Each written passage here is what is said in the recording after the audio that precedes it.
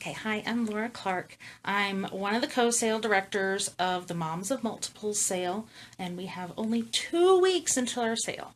Our sale is a Colorado's largest tax-free event, so please, please, please tell all your family and friends, and you can get them on our family and friends pass to get in to shop early, because we all want to sell our stuff, and the earlier they can get in, the more stuff they can get. Anyways, this is our third video in our series to help you get ready to sell all of your items.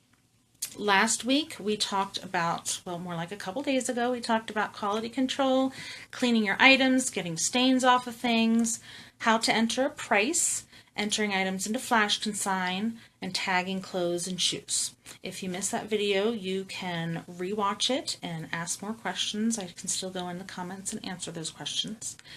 This evening we will be going over tagging toys and other miscellaneous non-clothing items, volunteer shifts, how to sign up for volunteer shifts, how to fix your commission, and how to fix your shopping time.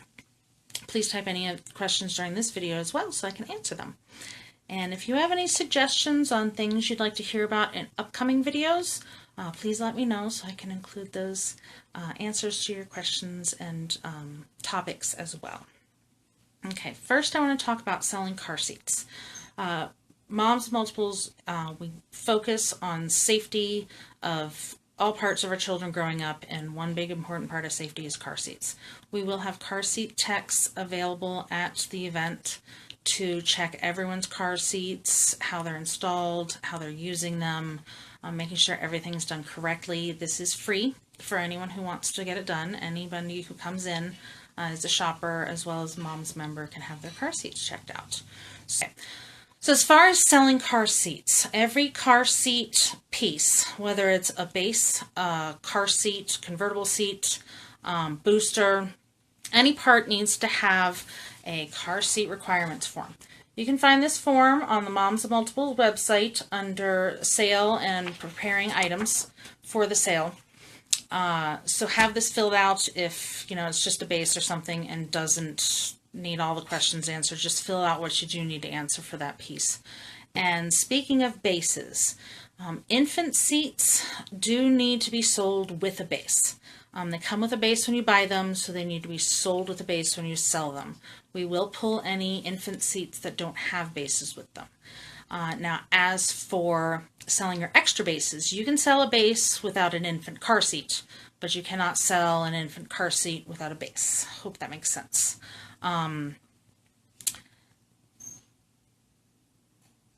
Okay, and like I said, extra bases can be sold. I'll get to pairing things and how to price them and tag them in a little bit. Okay, for tagging non-clothing items. Some things, of course, toys are hard and you can't really stick your tagging gun through them. So there's two things you can do. You can zip tie to the toy. Lots of toys have parts you can zip tie, so where it says attach here on the tag, just put a hole through it, put the tag on, zip tie to it. That's a great way. If there's no place to zip tie, you can tape. Now with taping, you got to be careful. Taping is very sticky and it can kind of tear off some things when you take the tape off, such as books. So books, best not to tape right in front. You can tape on the back, or this inside cover I can't really do because that's still part of the story, so I would tape on the back for this one, but some of them you can do inside covers or the back. So just in case the tape seems to tear off some of the book. Okay, so when you tape the tag, try to tape it above this line right here, because what our tag pullers and our cashiers do is the part that's taped stays attached to what's being sold. Our tag pullers tear the tag so the cashiers can keep this part of the item. So the item number's on here, so they can still be matched back up if we have to, if they decide not to buy it. But the cashier having all of this information under the line helps. So please, please, please, when you tape the tag, make it so it can be torn right there and make your cashier's lives easier. And some people have asked about the comparison when printing, because these are the old tags from my consignment. And these are the tags from Flash Consign. You can see the size difference. So if you are a person with the old tags, you might be asking, hey, are the tags supposed to be that size difference? This is normal. Still 8 tags per sheet, but everything just comes a little bit smaller, so there's less room to tape. But like I said, please tape above this line so the cashiers can have an easier job with ringing everything in. Okay. All right, so like I was saying, watch where you tape. Some things, it's just a small toy item, but some things have decals or stickers on them. Try not to tape on top of those because the tape can sometimes pull these things off depending how sticky your tape is. So tape where there's not a decal or something, or on the bottom of a lot of items is a great place to put the tag. The tag pullers are good at checking where the tags are, looking all over the items. So as long as it's not hiding inside some secret compartment, we can usually find the tag. But like I said, don't put it front and center where the tape might accidentally pull off some stuff. You never know what will happen with how sticky packing tape is. Okay, and all right. So if you're selling something as a set, this was asked earlier on the Facebook page. Like let's say you're selling a car seat and a stroller, or a bedding set. So let's say you're selling things and they could be in general sold separately or sold together. So let's say you're selling a car seat that fits on top of a stroller. And so you have a choice. You can sell them separately or you can sell them as a set. Now, if you want to put them together to show that they go together, either way, you're selling separately as a set, put an extra handwritten or typed and printed sign that very clearly states whether they are sold together as a set or sold separately. Because sometimes people put duplicate tags, even though it's sold as a set, which you should do, but write duplicate on the second tag and be very descriptive on your tag saying car seat and stroller sold as a set. And plus include that base. If the car seat and stroller is being put together, include that car seat base. But make a sign saying this car seat and stroller is sold as a set, do not separate. Or make a sign saying car seat and stroller work together, but they are priced separately. So that way the buyer is very clear as to if they want to buy the thing separately, they're able to, or if they want to buy it, it's sold as a set. So, I mean, you can post a picture of your sign or whatever if you want opinions on it, and we can help you out there, but just be very clear so the buyer is aware as to whether it's a set or separately. And so let me see what else. Bottles, bibs, diapers, burp cloths, things like that are sold great as sets. You can zip tie them together. You can, if they're fabric, like on the corner of burp cloths or something, you can poke the tagging gun through all of them to keep together as a set. Or you can put them in a large Ziploc bag to sell them all together and tape the tag to that. So sell really well instead of doing like very little for each of them, sell them as a set and price them a little higher. Okay, so I was starting to talk about bedding, blankets, and sheets. This is a question asked early on Facebook about whether you should bag them or not and how you should present them. At the sale, we have a tall metal rack that all the blankets and sheets are folded and placed on. So you don't have to put them in a Ziploc bag. They'll just be folded, just tag them in the corner or in a seam so you don't put any extra holes in there. But they will be folded and put on there. If you do want to bag them, which is totally fine, just don't, sorry, I'm using my toy Ziploc bag, but just don't, sometimes with things people use packing tape along this to keep it really, really closed. Don't do that with bedding, especially since it doesn't have a lot of parts to it to get lost like toys do. With bedding, you want to leave it open, especially if someone wants to see the size of a blanket or something like that, or more of the colors or the pattern. So you can put things in bags, but do not tape them shut. And if you do put it in a bag, still put a tag on the actual item in case the bag gets misplaced or lost. So like I said, that's up to your option as to whether you want to bag it or just leave it folded nicely, but buyers might want to take it out of the bag if you do bag it. And if you put in something like a set, like a couple of sheets or nursery bedding set, since you do want them to stay together, like in case the bag gets misplaced, put a barb through all of the pieces in a seam or a corner, not to make an extra big hole, but so the pieces all stay together.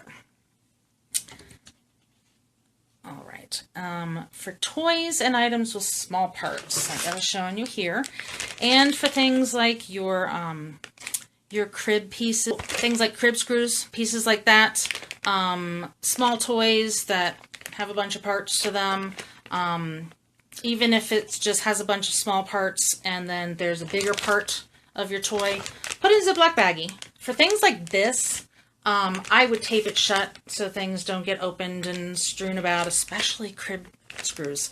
And then I would tape this if the toy has a bigger part, like I have a tea party set, which has a big tray. I would put all the small parts in here and then tape it to the bigger piece so they all stay together. But there you go, tape it closed. And I mentioned in another video, but I'll mention it again, because we have to tear the tags like this. It does make it easier to tape this to the outside of the bag instead of the inside. Do it on the outside of the bag if you're taping the bag completely shut. If you're not, like in sheets and beddings, this can be put on the items that are be putting inside the bag. I hope that makes sense. So like I said, the cashiers do need access to these tags to tear it. So as long as the cashier has access to it when it's in the bag, that's fine, you can put it in the bag. But if you tape the bag shut, this tag would be more helpful to be on the outside of the bag. Okay. And then puzzles and games. All those little teeny tiny pieces. We do have a toy game puzzle certification sheet to include with all of those toys. You can fill them out before the sale, before you drop them off. We need this with every toy that has small pieces. You can look on the sheet, you know, make sure there's dice, all puzzle pieces, everything like that. Nobody wants to buy a puzzle. Their kids get all excited about it and then find out the last piece is missing. So make sure you have all the pieces. Just count them. You don't have to put the puzzle together again unless you're worried that the puzzle has pieces from a different puzzle and they need to be sorted. But just check that out. Bring that in with any toys and games and puzzles that might have pieces that are important to it. Okay. Oh, and you can find both those forms on the Mom website under preparing your items for the sale. Volunteering. Okay, volunteers make or break our sale. You guys do show how great our club is and make the shoppers happy. So happy shoppers means they'll buy more that sale, plus they will be so excited when they get our email about the next sale that they will return and buy all of our stuff. So you don't have to sell at the sale to volunteer. You can work just, each shift is about 4 hours, typical shift. And so you just have to work 4 hours and it affects when you get to shop. Not only that, but you don't have to be the person volunteering. You can have a friend or a family member volunteer as well to count towards your shifts. They'll count towards your shifts of shopping early and your commission as well. If you do want a friend to volunteer, you just have them sign up on our site and to our sale and have them follow the same steps that I'll tell you about volunteering for our sale, but you will have to send an email to the co-sale director so we can make sure that their volunteer shift is counted towards you so you can be sure to get the commission and get in for your early shopping time. So let me tell you about how that affects it. So if you work 3 jobs, you get to shop on Friday night at 8 p.m. If you work 2 jobs, this is all including Saturday and Sunday, as well as any marketing or event jobs beforehand that will count towards the sale. 2 jobs, you get to shop Saturday at 7 a.m. and 1 job, you get to shop on Saturday at 7:30 a.m. All moms members that are not volunteering start their shopping at 8 a.m. on Saturday. Okay, we're talking about volunteering and where to sign up, how to sign up. So sign into Flash Consign. Make sure you, after you sign in, that you're part of the mom sale. Then you click on work. Each job that is open to work and count towards the sale will show up as a list under there. You can click on each job to read the description of what the job entails and more about the times that you work. Sometimes there are jobs that you can work before the sale, such as marketing or just different events that we will allow to be count towards the sale. They will be posted on there, and we do have some jobs that might be closed right now and might be opening soon. I'll have to have Margaret chime in on that as to if some are more open, but you can also check to see if more are opened, or, I just got an email that someone released their job because they couldn't work it anymore, so there could be more jobs at the time you want. And I told you that a family or friend can volunteer and count towards your shifts. Have them sign up on Flash Consign and join our sale. Then they can sign up for a shift. Please email sale.codirector@mothersofmultiples.com to mention your friend or family member's name who signed up, and that it should be counted towards your sale volunteer hours as well as your commission, to make sure we match that up for you.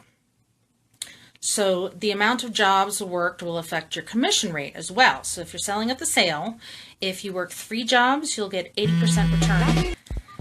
If you work 2 jobs, you get 70% return. 1 job gets 60% return, and if you sell only, you get 50% return on what you sell. Excuse me. All right, as for breaks during volunteer shifts, because some people asked how shopping works with volunteer shifts. You do not get a break to shop during your volunteer shift. Your volunteer shift are the hours that you need to be fully engaged in your volunteer job for the mom sale. So please arrange your shopping times before or after your volunteer shift. This is also where it's really helpful to get a friend or family member to volunteer for you. Okay, friend or family member volunteering for you so you can get in to shop earlier, maybe before a shift starts too. All right, and you represent the Moms of Multiples Club and while you're volunteering, and so do your family and friends. So what I'm going to say might sound like some common sense, but after some of the careers I've had, it's not common sense to everybody, so I'm just going to get this out there and say it anyways. Please shower. I know my kids make me a mess sometimes, like milk on my shirt, peanut butter in my hair, stuff like that, so just shower before your shift, plus you'll feel better when you're taking a small break from your kids. Smile and be friendly. Some shoppers may be pregnant with multiples or already have multiples and want to join our club. So we want to show them how great our club is. We want to be welcoming and make them want to join and, make new friends with them. Plus, we want just regular shoppers, not only the Moms of Multiples potential members, but regular shoppers to return for future sales as well. So this also means dress appropriately. If you're going to be on your feet during all of your shift, wear comfortable shoes that are great for your feet. And as for clothes, Friday night, all of Friday volunteering, but Saturday, since you will, please dress appropriately, like no ratty sweatpants or things like that on Saturday. You can wear jeans, you can wear appropriate shorts, khakis, things like that. And Saturday shifts, wear this lovely mom's red shirt. If you have one of the older mom sale shirts, that's fine to use. If you do need to purchase a mom's red shirt to wear on Saturday, we will have them at the volunteer table. When you check in, you can buy them. They are $10 each. As for Friday shifts, it is just a blue shirt. Just a blue shirt you already own. Does not have to be a mom shirt that you purchased. Doesn't have to be anything special, just blue. So we know who our volunteers are, just in case we need to tell you something or need to coordinate something. Okay. So now I have some maps to show you, such as how to get there, where to park. Okay, here's a lovely map. This is the fairgrounds. And then you can see my orange. This is how you come in from I-25. Okay, so here's how you come in from I-25. So you can go all the way over here or up here. And then when this is for dropping off your items. So you will go when you're facing the building, because this is the front of the building, and here's the big giant parking lot. So you're going to go around the front of the building to the right-hand side of the building, and there's going to be a line of cars. That's where you pull in to drop off your items. And then when you leave, you're going to pull out this way and see ya. Or you can park for your shift. I'll show you where parking is in just a minute. Okay. So here's a close-up. Like I said, you come in, and here's the front. This is the front door you walk in to check to the volunteer table, which will be in the lobby. This right here, where you dropped off your stuff, you will not be walking in and out of the building over here for security reasons. This is only where you pulled your car up to drop off your stuff. Now, as far as parking for volunteer shift, this lot is for all of our customers. We don't want volunteers to park here because we want to reserve this for like the tons and tons of customers that are coming in. So to the right and left of the building, there are parking spaces. So use those spaces. These ones that are not marked right here are handicap spaces. So don't park there unless you are allowed to. But anyways, park in these spaces on the side of the event and not the big thing in front. Okay.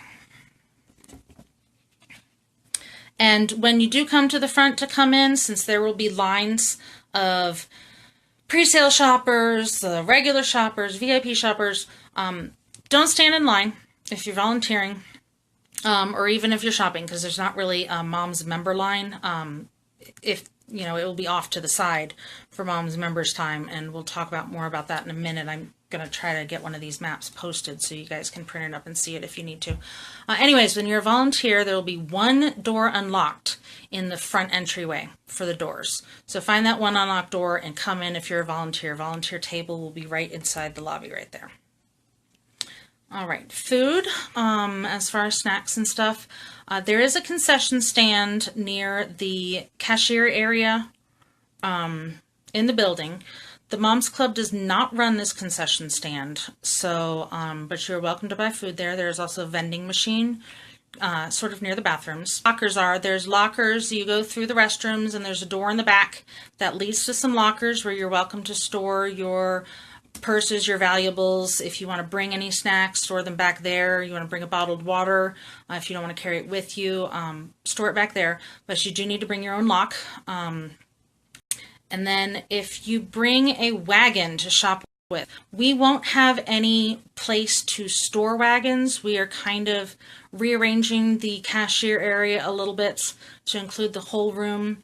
So there isn't that much space to store personal stuff. We want to try to cut our line down from 45 minutes to 10 minutes, 15 minutes, a lot less than that. So we need more space to do that. So please, please, please, if you bring a wagon to shop while you're not shopping, store your wagon in your vehicle. That would really help us not have things in the way or not accidentally sell your wagon to somebody. Well, that's what I have to say. Next week's video, so a week from today, we will talk about sorting by category, bagging, and dropping off at the sale. So how to organize your things in your car, how to drop off at the sale. I'll show you the map again as to where to drive and make it easy on you. So please type any questions you have in any one of these 4 videos, and I will answer them. So thank you very much for watching, and I'll talk to you later. Bye.